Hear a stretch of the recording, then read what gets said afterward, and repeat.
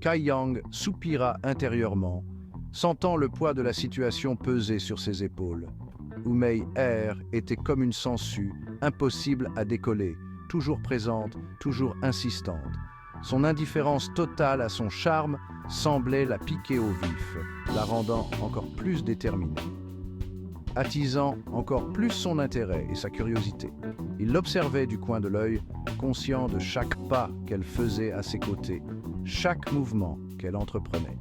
Son air boudeur était presque comique, mais Kai Yang savait qu'il ne devait pas se laisser distraire. Tu ne comprends vraiment rien, hein? Pourquoi es-tu si difficile? Les autres feraient n'importe quoi pour être à ma place, pour avoir ton attention. Kai Yang haussa les épaules, feignant l'indifférence, bien qu'il ressentait une légère irritation. Je ne suis pas les autres. Je suis ici pour une raison bien précise. Il devait se concentrer sur sa propre quête, sur ses propres objectifs. Trouver les ressources pour progresser. Le marché grouillé d'activités, chaque coin regorgeant de vie. Des marchands vantaient leurs produits à tue-tête, attirant l'attention des passants. Des enfants couraient entre les étals, riant et jouant sans souci. Et l'odeur des épices flottait dans l'air, ajoutant une touche exotique à l'atmosphère animée. Soudain, une lueur attira l'œil de Kai Yang. Sur un étal poussiéreux, au milieu d'herbes séchées et de talismans étranges, reposaient des pierres d'un blanc laiteux, irradiant une douce chaleur. Des pierres yang lumineuses. « Combien pour celle-ci » demanda-t-il au vieil homme assis derrière l'étal. Le vieil homme, les yeux plissés par le soleil, le scruta un instant. « Un œil de lynx, dis donc. Ces pierres sont rares, jeune homme. Elles absorbent l'énergie yang parfaite pour la cultivation. » Kai Yang sentait son cœur battre plus vite. Ces pierres étaient exactement ce dont il avait besoin pour faire progresser sa cultivation. Mais à quel prix? « Je te l'ai fait à 10 pièces d'or la pierre, » annonça le vieil homme, les yeux brillants d'une lueur cupide. Le prix était exorbitant. Kai Yang fronça les sourcils. « C'est beaucoup trop cher, 5 pièces, pas plus. » Le vieil homme rit, un son rauque qui ressemblait au croassement d'un corbeau. « 5 pièces? Tu te moques de moi, jeune homme? Ces pierres valent une fortune. » Umei Er, l'air ennuyé, observait l'échange entre Kai Yang et le vieil homme, un sourire amusé sur les lèvres. 8 pièces, et c'est mon dernier mot. Il savait qu'il devait obtenir ces pierres, mais il refusait de se laisser faire. Ne soyez pas si dur avec lui, grand-père. Il a fait de son mieux dans des circonstances difficiles.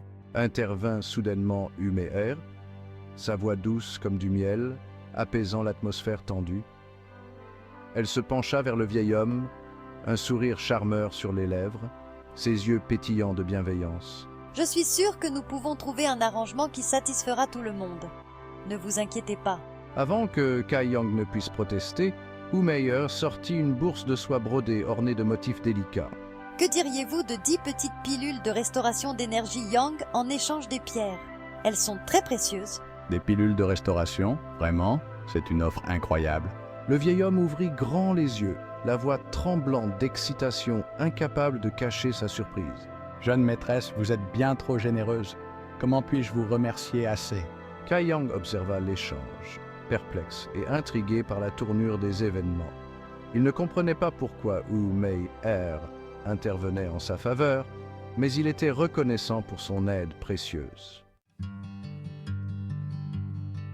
Le vieil homme, après avoir soigneusement examiné les pilules, tendit à Kai Yang un petit sac en cuir contenant les pierres yang lumineuses. « C'est un plaisir de faire affaire avec vous, » dit-il, un sourire radieux illuminant son visage. Puis, à la surprise de Kai Yang, il fouilla sous son étal et en sortit une petite boîte en bois sculpté. « Un cadeau pour le jeune maître, une graine rare, prenez-en soin. » Kai Yang accepta la boîte avec hésitation.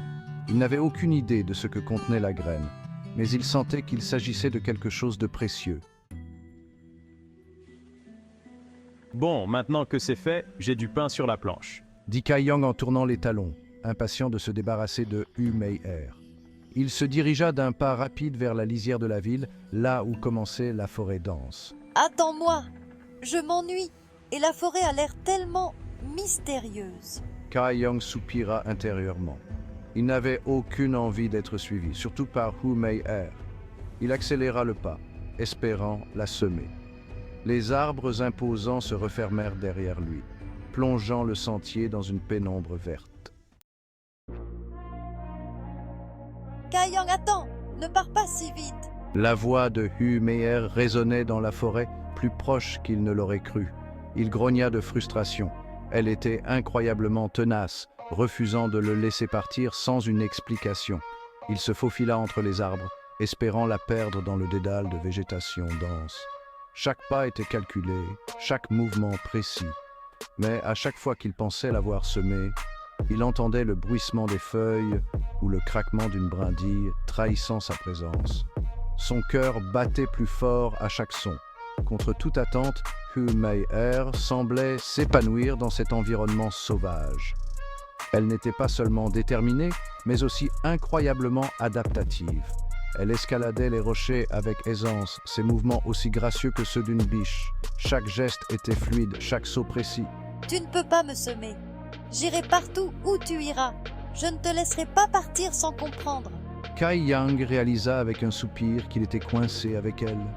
Peu importe combien il essayait de s'échapper, elle était toujours là, implacable et résolue,